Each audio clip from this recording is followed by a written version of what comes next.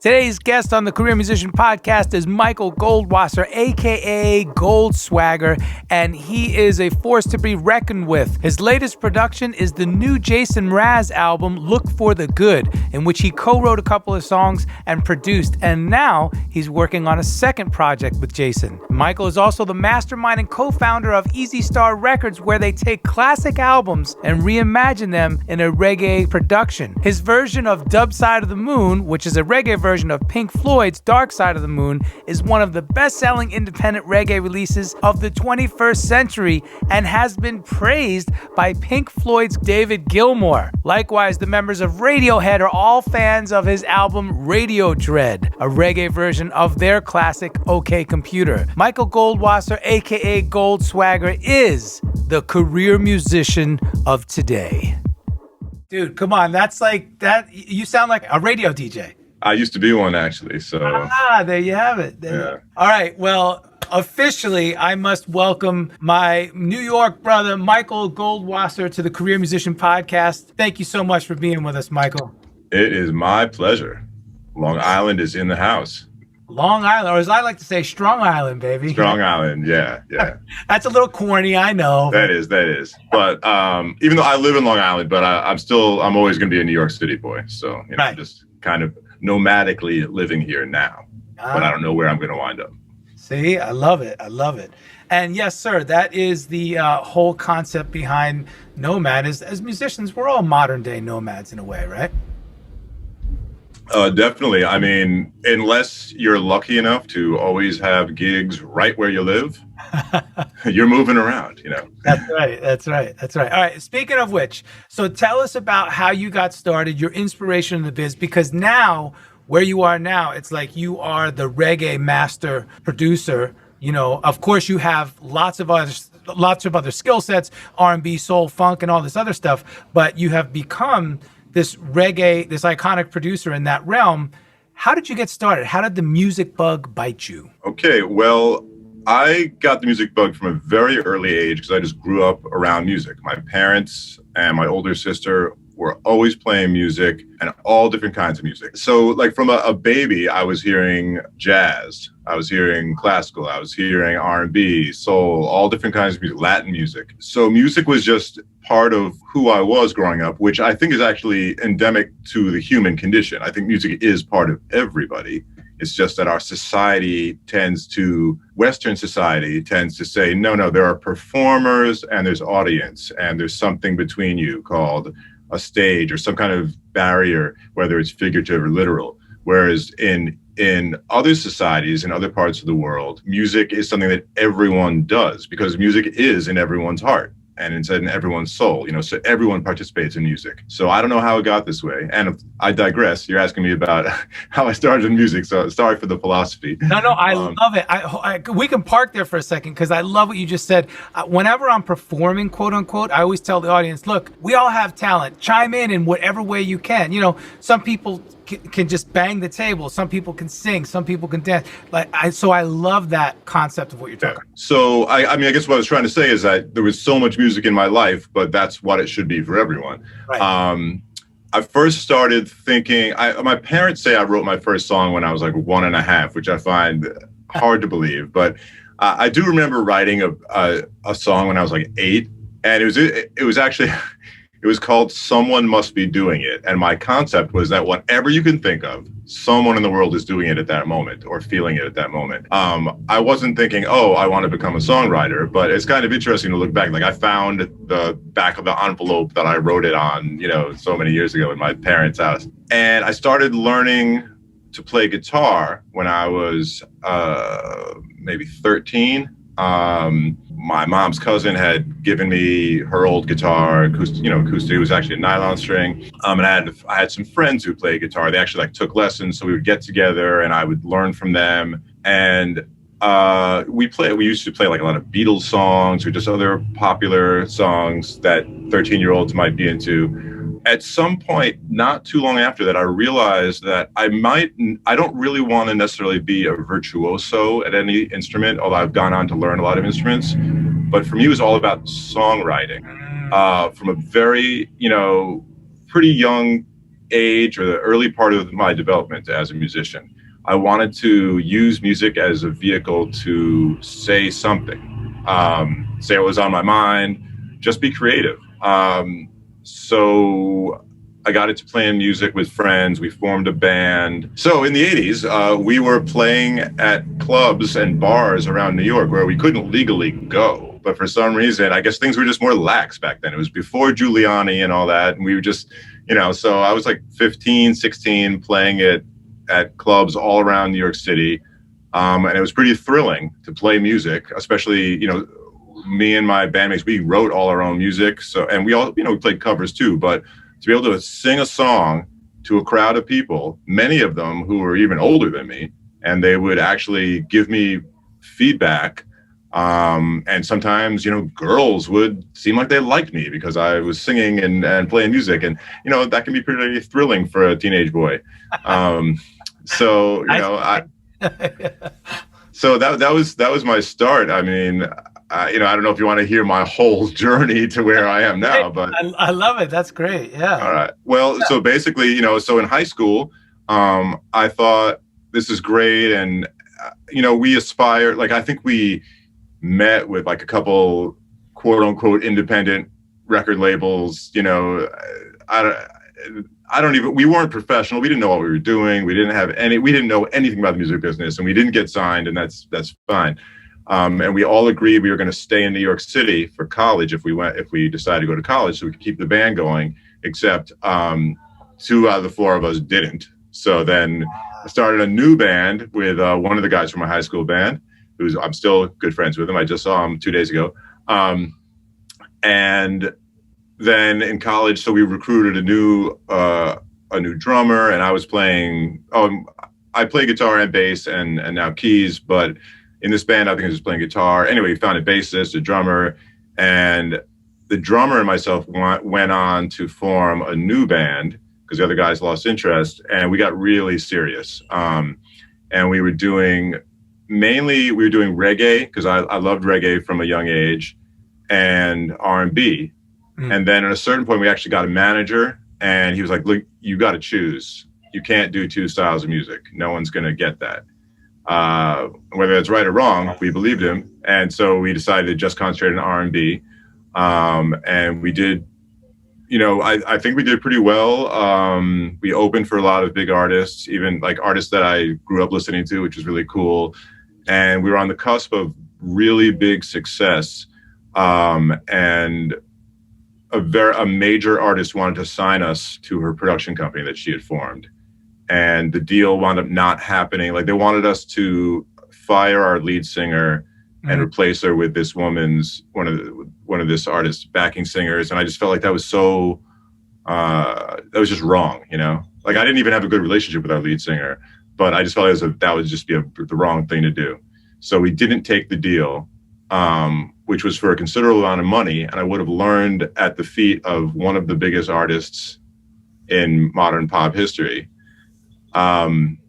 And the reason I'm telling this to you and the people listening is because I think what I learned from that is it probably would have been better to just take the opportunity, even if it wasn't right, just so I could have learned so much. Yes, that's one side of the coin, right? Well, because I mean, it could have sucked as well, but it also might have just been a few years of being under contract in a shitty situation. And then at least I would have learned from that, so it doesn't matter. I didn't do it, Yeah. No, but I think, the reason why I say that is because the other side of the coin, from my perspective, is that you had integrity. You said, you know what, I'm not going to do that to our current singer because this is the agreement we have. Right. No, of course. So look, I mean, and as we go on in the music business, we all learn those lessons. No, of course. And yes, integrity is super important. But ironically, because of that, the pressure from that whole situation, we wound up breaking up like 6 months later.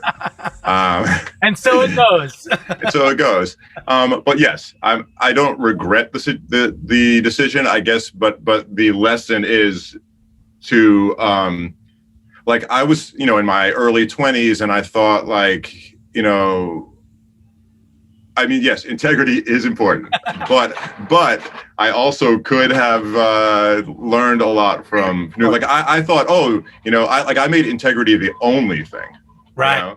Whereas I should have at least considered, learning from this artist, but anyway. Yeah, but see, and there's, let me just say this as a point of reference too. Maybe it's a what do you call a disclaimer, but not really. Look, integrity for me means sometimes just having those difficult conversations, right? So instead of just ghosting somebody and never returning their phone call and stop working with them, maybe just sit them down and say, hey, we need to have a talk. Right? Yeah. And that's something that we don't learn until later on in life, oftentimes. Oh yeah. No, I mean, I was so much less mature. Yeah. When I was younger, which makes sense, Of course. So anyway, the reason I'm telling you all this is because you were talking about how I'm considered you called me a master of reggae. Thank you very much. Yes. And so how that happened was that I'd always been interested in reggae and played reggae and written reggae. And I hadn't produced any commercially released reggae, but I was, I kind of knew how to make reggae on some level in the studio. And after my band broke up, and I was pretty crushed because that was like 5 years of my life. And I thought we were going to, really have some major success, and I was the primary songwriter. I just poured my heart and soul into it, literally, as corny as that may sound. So I kind of needed to take a break from even being in a band. Oh, and then our manager, the band broke up, but me and the drummer, who was still one of my best friends, our manager was like, look, just continue on as a production team, and I'm going to help make things happen for you. And then he just stopped returning my calls. And that was another lesson. So I really thought, that's okay. Because this was an era where this is the 90s, the mid 90s. And like you kind of could make it as a duo that also produced and get, a great singer or whatever. And we were like auditioning singers. And then all of a sudden I couldn't get my manager on the phone. And so then I was a little bummed out. And so meanwhile, I'm still going to reggae shows, listening to reggae, writing reggae songs. And three of my good friends from two of which I met in high school and one which I met in college, we also used to go to reggae shows together, sit around listening to reggae. And we were kind of bummed that we felt like there wasn't a lot of great reggae being produced in the mid 90s outside of dancehall reggae, which we liked, but there wasn't a lot of good roots reggae. It was either completely computerized, coming out of Jamaica, or the US bands making this reggae was just like kind of bad Bob Marley imitations. Right. So the four of us were like, why don't we just do it ourselves? So we were young and naive enough to think that we could, but not young. We're not naive because we did do it. We started Easystar Records, and we each put in like $1,000 and did a ton of research before we ever spent any money. And I just started writing music, producing records, getting local New York reggae artists. And then also especially back then, there were a lot of Jamaican artists, internationally known artists that were living in New York. So we got to work with a bunch of those. So that started my reggae journey. I basically became the house producer for my own record label. And I put together a band of just all great local reggae musicians. And we called it the Easystar AllStars because we figured it's an all-star cast of New York reggae musicians, and then chugging along. And then we did an album called Dub Side of the Moon, which is Pink Floyd's Dark Side of the Moon is reggae. And I co-produced that with my friend Victor Axelrod, and we didn't know that it was going to become a phenomenon. We just thought that it could do something. Like we were putting out records and moving. Like the best we could do is sell like 5,000 CDs back then, which was decent, but that wasn't going to be a career sustaining thing. To put out small releases, but we figured maybe if we do something like a reggae version of Pink Floyd, people will notice us. And it worked. And now all of a sudden we were getting attention from all over the world. The album has gone on to sell, many, many copies. I mean, now selling copies of something. People like anyone younger listening to us, what does that mean? What does that mean? How can you have a copy of a stream? But yeah, back in the days, so long, 15 years ago, you could sell albums. You know. Yeah.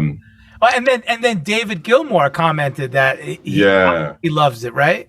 So that's a huge thing. David Gilmour, totally cool. Yeah. Pink Floyd, the guitarist, one of the founding members of Pink Floyd. Come on. Yeah. He weighed in on it. Nick Mason, the drummer, said he loved it.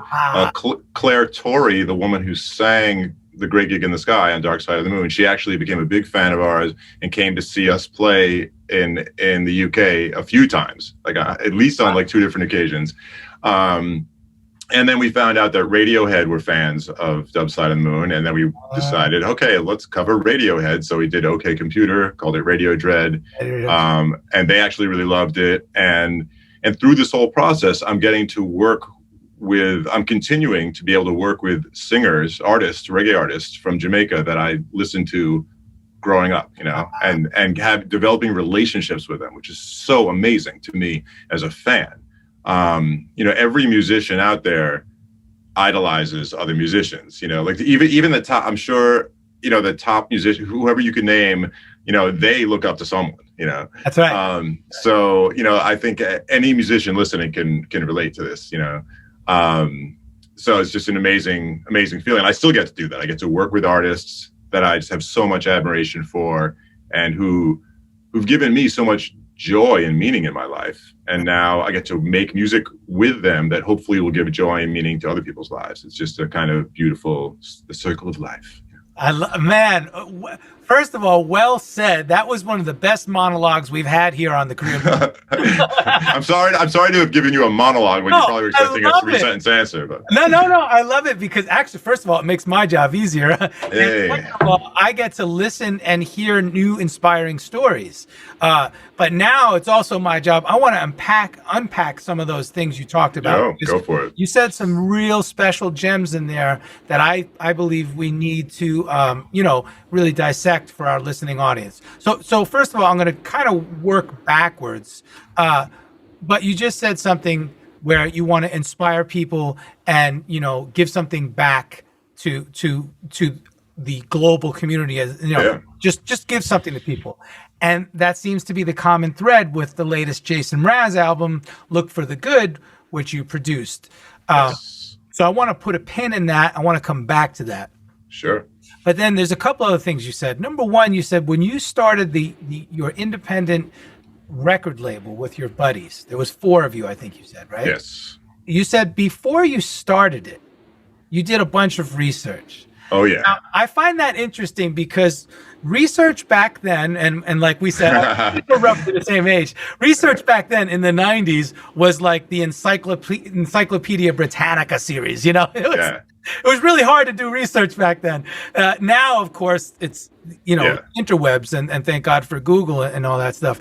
So you did research, and then you had a 4-person team. Talk about that, because first of all, starting your own business alone can be daunting, but having 4 partners and then, like I said, researching, enlighten us. Yeah, well, it was great because, we were pretty ignorant about how any of this worked. So we didn't have an attitude. We were just like, all right, I guess we got to learn this stuff.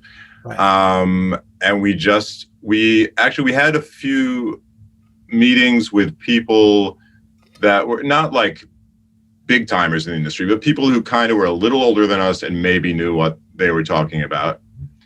So we had some, exploratory meetings to try to learn a little better how to do things. And we thought, okay, what do we need to learn? We need to figure out how to do distribution. We need to figure out how to get records to DJs, which DJs. Brilliant. We need to figure out the local New York reggae record shops, develop relationships there to sell 45s to, and then eventually LPs and CDs. I need to learn how to be a better producer for this specific genre, which I'm still learning. I mean, every day, every project I've ever produced, I'm learning, Yeah, I think we can all say that. Yeah. And one thing that sticks out to me that I remember is somehow we got, there was the internet in the 90s, right? We got a list of reggae DJs from all over the world. I don't know how we got it. This is a while ago, but I remember we just went through that list and we were like calling all these DJs and radio stations all over the country and then all over the world, or emailing them. I don't even know if I had an email address back then. Not everyone did, and we would get in touch with like some DJ, I don't know, just anywhere, like some guy in Champaign, Illinois or something. And get him on the phone, and it kind of seems like I might be the first person who ever called him and said, I want to send you a free record, that kind of, and so we had like our first single, we sent it to 500 DJs. Wow. And I don't even know, that was probably too much, and we probably spent too much money on postage, and we spent a lot of time even just like packaging everything. And we printed up one sheets about the label and one sheet about the artist and one sheet about the single. And I still remember, by this point, one of my partners had moved out of New York. So it was just me and two of my partners at one of their apartments packing up 500 singles. And at the end of the night, we thought, okay, so in New York City, if your listeners don't know, there is a post office that's open all night on 34th Street and 8th Avenue. And I don't even know if it's there anymore because they're kind of turning it into Penn Station, the railroad station. But the point is, we thought, okay, we're going to bring these 500 packages there, and we'll pay for whatever the postage is and send them out. And me and one of my partners do that. We have like a couple carts that are stuffed. We have to go up all these stairs, and then we finally get up there and we buying the stamps, and the woman behind the counter is like, you guys got to put the stamps on yourself and figure out how much postage on each thing. And for the international ones, there are all these different amounts of postage that had to go on. And so we're like, so first we had to figure out, like, okay, I think we're going to need 200 2-cent stamps and 105-cent stamps to go with the 40-cent stamps. And so me and my partner watched the sun come up while, like, we started at, it was probably like 3 or 4 in the morning. And then we were there for hours just affixing stamps to these packages. But it's a great memory. It's pretty funny. And that's an amazing success story. Come on, man. Well, no, it's cool too, because it was the first commercially released record that I produced. And I played bass on it. I played guitar. I produced it. I mixed it. And I co-wrote it, and, boom, we got it out to the world, and then I remember there was a radio show like really late at night that the DJ in New York, and the DJ was like, yeah, I'm going to play it, and so I'd like staying up, and like he played it like the last song out of a 4-hour program, so, but the point is, it was pretty thrilling to like the whole process. Like when you do everything yourself, it kind of is better in a way. Like I don't want to do everything myself now that I'm older, but back then it was kind of great to have your hand in everything. But you said something earlier about that learning experience, and that's exactly what it was. By the fact of you guys just grabbing the bull by the horns, taking that initiative. Look at all the lessons you learned just from that. Oh yeah, really, like I said before, every step of the way has been a learning experience, and it's all. Sometimes the lessons aren't so fun, but it's all part of the process. And I do now. I see a lot of younger cats getting into the scene, more like people who want to be artists than just musicians. And because we live in a world now that, okay, you can go on a TV show and boom, you're famous. I think a lot of people have this weird misconception that it's easy to get out there and to be a successful artist. Like so many people write emails to me and my partners just saying, you have to sign me. I'm the greatest reggae artist ever, or I'm the next Bob Marley. And they don't take the time to, it's not written well. It's not, they're not sending me any proof of this. There's no track record. They just, they feel entitled in some way, which I guess is cool. People should have confidence, self-confidence. But I think you also have to be smart and plan things out and present yourself professionally on many different levels, and really have your hand in everything. And in the beginning, and I think one of the, not that you asked me, and I'm going on another monologue, so no, I like it. Take a seat. No. Hey, that's what we're here for. We're here to listen to you. Oh no, it's all good. I'm just joking around, but I think that educating yourself about the business side of music, whether you want to start an independent record label or just be an artist or just be a musician, you need to educate yourself about the business side. You know, like so many people that I deal with who have been in the industry for decades don't understand music publishing. Oh, I was just going to say the concept that some people say, what is a pro? No, it's not a pro. It's PRO, a performing rights organization. Oh yeah. What's that? I mean, people don't understand the value of their intellectual property, right? or even how to define it. And they don't understand, that, you should really get a signed agreement when you're doing business on, for most reasons, they don't understand that the amount of effort that has to go into something, like I always say, I knock on every door, and maybe 100 out of 100 doors, 99 of them are either not going to open or slam in my face once they are open. But that one that opens could be Jason Mraz saying, "Hey, yeah, let's do a whole lot of music together." So ask for what you want, and because it's not going to just happen to you. I mean, there are lucky people out there in music, but I think you've got to work hard and ask for what you want. Be a nice person. Don't be like, you can be outgoing and even aggressive, but without being too pushy. Just be upfront and honest. Which I'm sure is very foreign to you living in the Los Angeles area right now. But hey, I'm from New York. Hey, that's my thing. Even though I'm like, look, I'm a New Yorker. There's no bullshit. Straight shooter. Let's get to the the brass tacks here. Here's the bare bones of it. But you're right. Ask and be diplomatic, but be articulate and still be polite and cool. Just be down to earth. Just what I sum it up. Just don't be a dick. I mean, I didn't know if I could say that on your podcast. Yeah, you could say that. I mean, think of us as Joe, my boy who moved to Austin. Of course, I can't think of his name now. Anyway, I don't even think I can say that. Can you say Joe Rogan? I don't know if you could say that. Anyway, but yeah. So well said. I love that. Okay, so which is very interesting because you said by being organic and true and honest and genuine, it led to your opportunities with Jason Mraz. Tell us about that. How did that unfold? All right. Well, in 2018, so Jason was putting out an album called No, K-N-O-W. It was on Atlantic Records. And the lead single was called Have It All. And someone at Atlantic was a fan of my stuff and reached out. I don't know if they reached out to me first or if they asked Jason, hey, do you like Easystar AllStars and the stuff that Michael produces? But it turns out that he did. And so they asked me to do a remix of Have It All, which Jason really loved. And then finally I got in touch with him directly and I said, hey man, next time you're going to be in New York, let's get together. He lives in Southern California.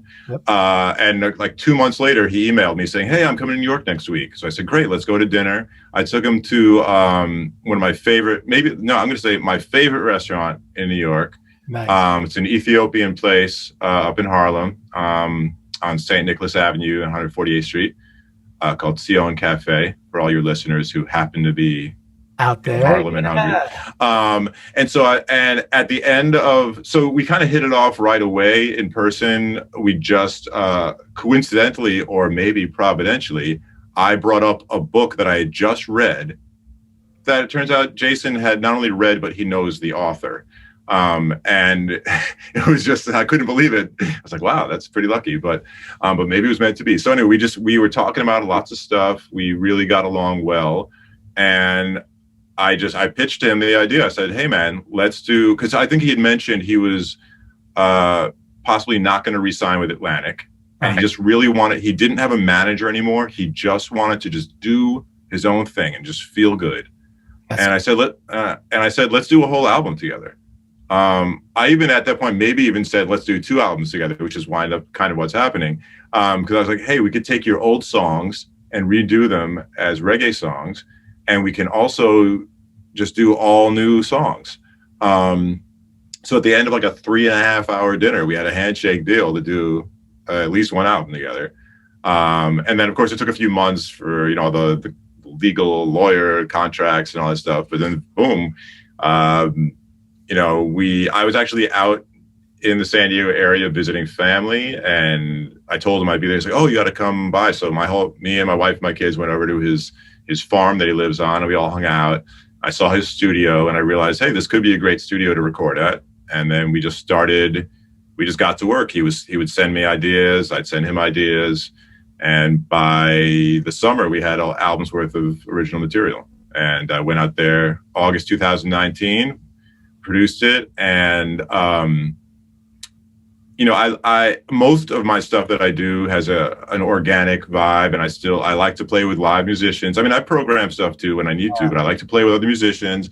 I still like to record a tape whenever I can. Yes. And use as much analog equipment as possible. So for Jason's album, which became Look for the Good, live in the room, it was drums, bass, 2 guitars, piano, and organ. And then Jason even sang all the scratch vocals live, and we had backup singers singing scratch backup vocals live. So it was like this big sound, and it was really, really great. And then, we overdubbed some stuff, we overdubbed horns, blah, blah, blah. But my point is we were able to keep it real, keep it organic. And Jason has said that this is his favorite album he's ever done, which is really an amazing, amazing thing to hear as the producer, Hi, I'm Michael Goldwasser, producer for Jason Mraz and the Easystar AllStars, and you're listening to The Career Musician with Nomad. Follow The Career Musician on Facebook and Instagram to stay up to date on the latest news and tips from the world's leading musicians. Help us continue to provide you with new and engaging content by getting our ratings up. Please subscribe and leave a review on Apple Podcasts.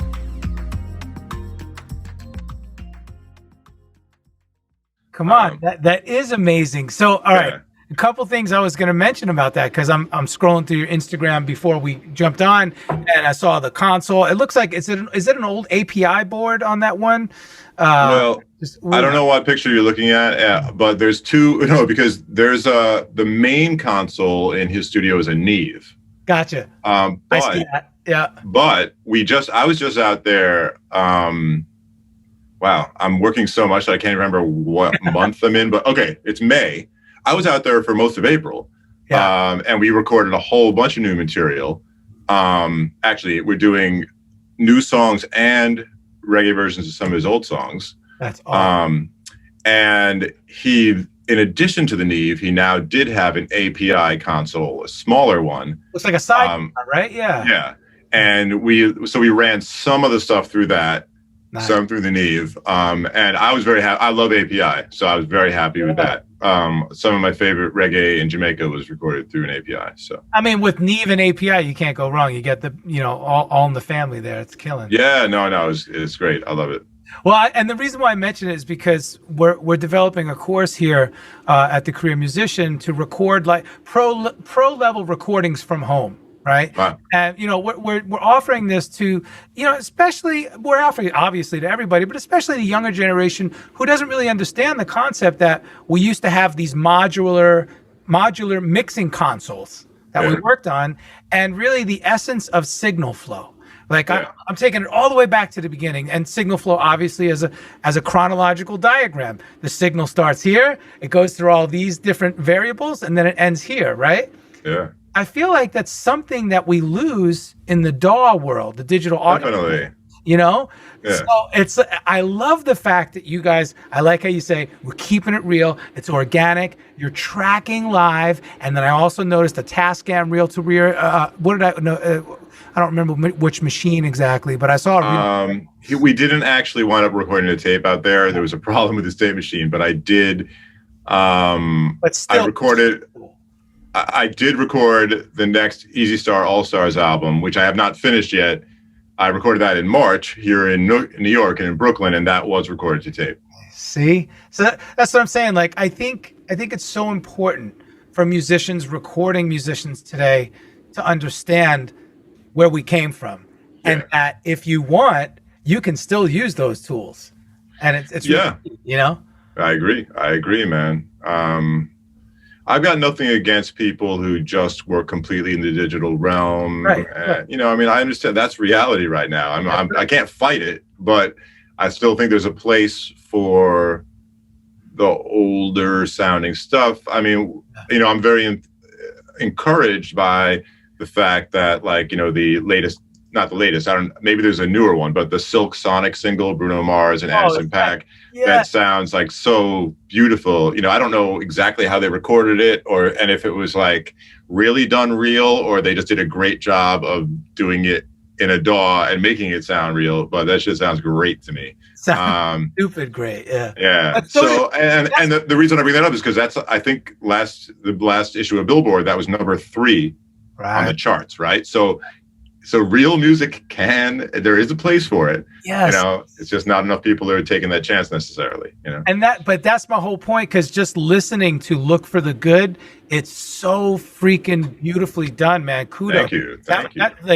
And for those who haven't heard it yet, just go check it out. And by no way am I associated or affiliated with you or Easystar or Jason, you know, but yes, I am giving you guys like a huge shout out, because it's ridiculous. He crushed it. Thank you very much. Yeah, it is a very meaningful project to me on many levels. I mean, you know, Jason is an amazing person and an amazing songwriter, amazing musician, amazing singer. It's really a blessing to work with him. And I've done so much work with him over the past, you know, over 2 years now, which is really amazing. And the fact that we're able to put out this music that, while we were kind of hindered by COVID, you know, like we couldn't perform it live and do a lot of the promotion we were going to be doing, we've gotten enough feedback that we know that it has affected a lot of people positively, you know. And I think we didn't know when we made this album that the world needed something about positivity and looking for the good. That's right. But, you know, there are people, you know, there's so anecdotally, like a friend of, you know, someone told me that they were undergoing chemotherapy, and, you know, obviously they had cancer, they're undergoing chemo, and they would listen to the song Look for the Good to try to keep themselves positive, you know. And to me, that's what making music is about. You know, most of us will never get rich. Many of us will never even really be able to make a living. There's not a lot of people who can really call themselves career musicians, as sad as that is, you know. Right, that's right. But even someone writing a song and performing it for a small group of people, there's a chance it can bring something special to even one person, you know. Like, if you can bring, you know, like people who make music, we have the ability to enhance someone's life, you know, and that's a really special thing. And it's not a responsibility. You can make music that's all trash and has no meaning, or is even had negative, and okay, that's your thing. Yeah.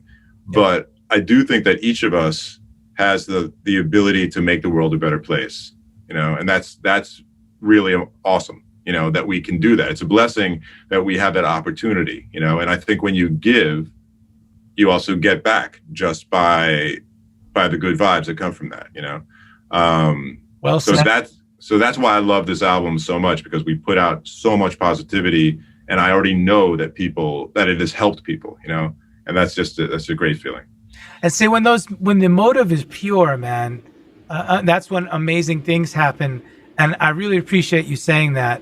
On a similar note, I think, and a lot of people can relate to this, once the pandemic hit for real, and we went from epidemic to pandemic, and it's like, wait a minute, oh shit, this is going to shut down the world.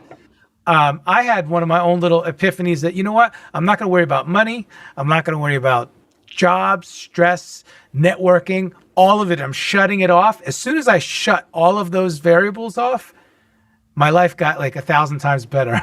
You know? Right on. I just stopped worrying. And I know it's easy to say that when you tell people, oh, stop worrying, don't worry. No, but there's a level, if you can get to that inner peace, and a lot of it was through meditation and breathing exercises and trying to adhere to some kind of exercise routine and whatnot, you know, it can really help if you just stop worrying, you know? 100%.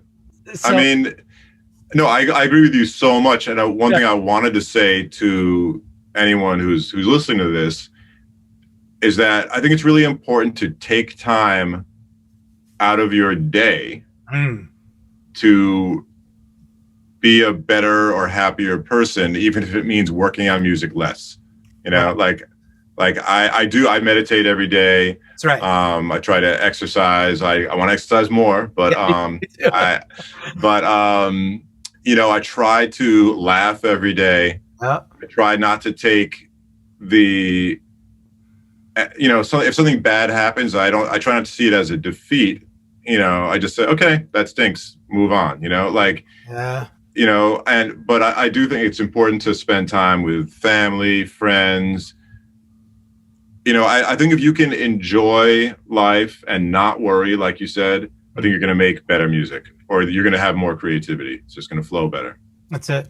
Yeah, absolutely. All right. Well, all this beautiful stuff. I love it. I have a few more things I want to hit on before I let you go. Right. So you have this label, and the label is still cranking out projects and albums. Easystar AllStars, like you said, that's the IG. The website, is it just more music? Is that what the website is? No, I'm not sure what that is. It's on the IG. Yeah. Okay. Well, our main website is easystar.com. Okay, great. Okay. That's for the label. And then we also have easystarallstars.net. And yeah, we have, you know, you can find Easystar Records and Easystar AllStars on all socials. Okay. Yeah. You know, because your body of work is impressive. You guys have done so much killer stuff in the reggae world. It's awesome. So definitely, I encourage all the listeners to check that out. What I wanted to ask next was, now that you are, you know, like you said, you're working so much, you're producing so many different projects, you're hustling, you do this and that, you have a family, obviously. What does a day in the life look like for yourself, and how do you manage all those different things? Do you try to adhere to a schedule, or do you literally wake up and take it one day at a time? I try to adhere to a schedule, and I fail almost every day. The only way it works schedule-wise is when, and look, the pandemic changed all this, right? But if I can go out to a studio and it's booked and I gotta be there at a certain time, and I know I'm there for 4 hours, 8 hours, whatever, that's great. Those are my favorite days. Yeah. But when I'm just working from home, my home studio, it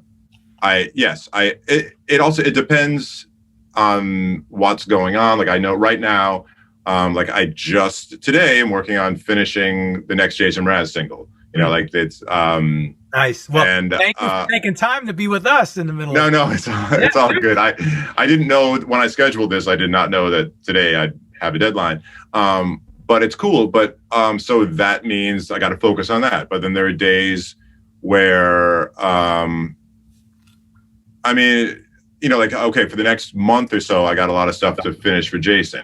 And so that's kind of my daily focus, but my daily routine always changes, you know, because I set aside time to do X, Y, or Z, and it just, things come up, you know. You get that one email where you're like, wow, if I don't deal with this now, it's going to be a shit show. Mm-hmm. But then you do deal with it, but then it winds up taking an hour. And then that was the hour you're supposed to do something else, you know. So I wish I was better organized, and I strive for it all the time. And, you know, I just got to keep trying. But I don't have a great daily schedule. It's I guess it is more the latter, which is every day you wake up and you deal with what has to be dealt with that day, you know. But I think that's a great premise to start with. I'm much the same. I have this schedule and I have it written out. I also have it in my head, but it doesn't work out that way every day. So you just kind of have to go with the flow. but it is nice to try to do both, right? Yeah. It's also, my life would be simpler if I wasn't also managing my own business, basically. And I'm not talking about the record label.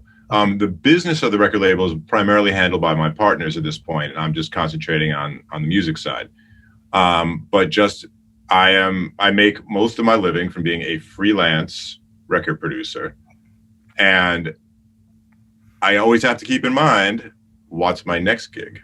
It's great that I work with Jason Mraz now, and so many great things about it, but I can't forget that I'm not sure what I'm going to be doing in 2022.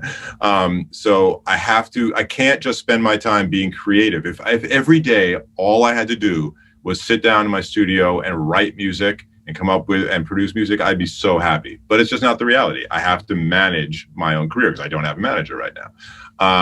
So that's a big part of it. Huge. Yeah. Like my day is often I wish my day was, 90% music and 10% admin and management, but it's sometimes the other way around completely. And it's rarely more than 50% music, Right. But if you want to be a career musician, you got to put in the time to handle the business, But that's why I say that's so amazing. Yes. Look at you tying it back. Thank you. But that is it. You cannot ignore it. You have to put that time in. And with that's the perfect segue to this next question. How do you define success? Because like you just said, look, if you don't do it, who's it going to get done by? So it's a tough thing to juggle. With that being said, how do you define success? Because managing your own producer career and being a part of the label and so forth, those are a lot of different things to juggle. It's a tough question because on one level, to me, success is just being content with what you have. Mm-hmm. That's success. That's actually from the Hebrew Bible, the Jewish Bible, but I didn't make that up.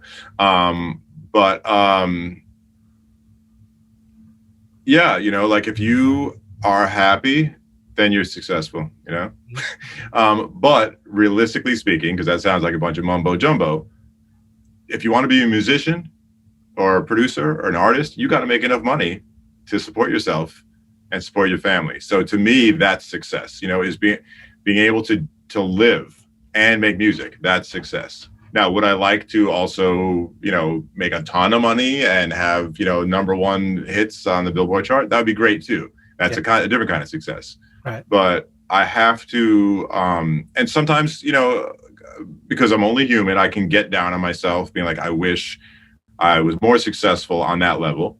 Mm-hmm. But I really do have to take a step back and look at my career and be like, wow, I've been doing this for a long time and I'm able to make a living making music, and that's pretty cool. So, you gotta love it. You gotta love it. And another perfect segue. Thank you. You teed this one up. And something else I noticed that you were involved with the Black Jewish Entertainment Alliance. Oh yeah, that's very important. Tell us about that, because I love how you mentioned your definition of success. You kind of borrowed from the Hebrew Bible. That's beautiful, man. Yeah. Look, I'm Jewish, proudly so, but I grew up, and I still make primarily Black music.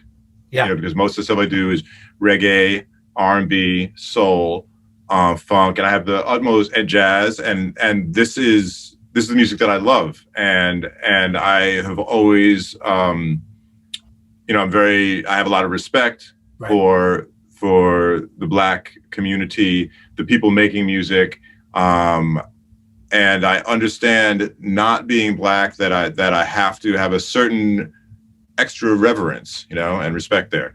I love that. But putting the music aside, I do feel that there's so many connections between Black people and Jewish people. And unfortunately, there's a lot of divisiveness in our society overall. And especially, there's just been a lot of stuff. I don't want to get into politics, but the last, so many years, there was seemingly a lot more divisiveness. And I belong to another organization called the Creative Community for Peace, trying to foster peace in general in the Middle East. And the executive director and some other people in charge of that, when all the things were happening, like with George Floyd and Black Lives Matter, and then seemingly people trying to put a wedge between the Black community and the Jewish community, instead of us working together as we did in the 50s and 60s for the civil rights movement. We just thought there needs to be something here. And who do people look up to? They look up to artists and people in TV and film and athletes. So why not try to get them together to just say, hey, let's talk about the issues. Let's just, it's like, if we don't agree on something, first of all, there's no monolithic Black community. There's no monolithic Jewish community anyway. And a lot of times people forget that. But the idea was to have conversation. Conversation can lead to a lot of good. So I'm very proud to be a member of this organization, because coming together is the only way we're going to solve the problems of the world in general. Man, well, so well said. I love that, and I'm so stoked that you use the word reverence. I say that all the time. My father's from Cuba, and my mom's Italian. So I have that mixed heritage, but I've also always loved Black music of every genre and subgenre therein. And we have to have a reverence for it, not only for the music, but I always say for the moral fabric of that's what the hell created American pop culture. Yeah. If it wasn't for Africans being brought here, we would not have the music that we have today. Right. And when you think of that, that's a heavy concept, right? So it's like, we need to have that reverence. So I love that. I love how you bring that together. Listen, Michael, you are freaking amazing. You're doing great things, and I'm stoked to know you. Now I can call you my friend. Yeah, definitely, man. Long Island in the house. There you go. No, man, can I mention one more thing? Yes, please. Listeners, because I got to self-promote. So I also have a career as an R&B, soul, funk producer, artist. I call myself Goldswagger because throughout my life, a lot of people mispronounce my last name and they come up with lots of different things. And I was on the phone with like a customer service person and she put me on hold. She came back and said, "Thank you for holding, Mr. Goldswagger." And I just thought that's going to be the name of this new R&B project I'm working on. So anyway, to me, the Goldswagger project is really who I am. Like if people want to know who is this guy, listen to some Goldswagger. Now, a lot of it hasn't been released in the US because I'm looking for the right situation. I want to put it out in a way that it'll get some real promotion because I think it could work on like urban AC radio. But it did come out in the UK. I put it out there independently and worked with a distributor, and it went to #1 on the UK Soul chart, which was really amazing.